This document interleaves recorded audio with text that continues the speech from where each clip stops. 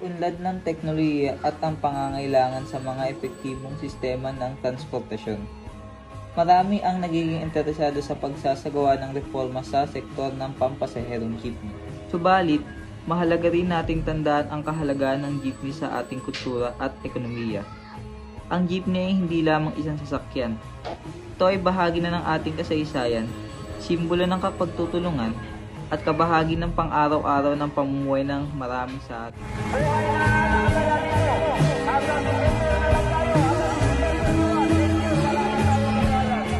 Sa pagsusulong ng modernisasyon, hindi natin dapat kalimutan ang mga driver at operator ng jeepney na umaasa dito para sa kanilang ikabubuhay. Kailangan siguraduhin may sapat na suporta at alternatibong kabuhayan para sa kanila upang mapanatili ang kanilang dignidad at kabuhayan. Ang plano ng pamahalaan para sa modernisasyon ng transportasyon ay dapat magsilbing tulay para sa mga maayos at kompetensyang sistema. Ngunit hindi ito dapat maging hadlang sa mga nagsisilbi at umaasa sa industriya ng jeepney. Nararapat nating tignan ang mas malawak na konteksto ng isang maayos ng transit system na hindi nagbabayad sa kapakanan ng mga mamamayan.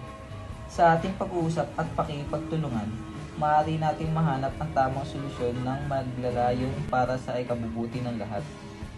Salamat po sa inyong pakikinig at pagkakaroon ng pagmamahalan sa ating sariling kultura at industriya. Mabuhay ang Pilipinas!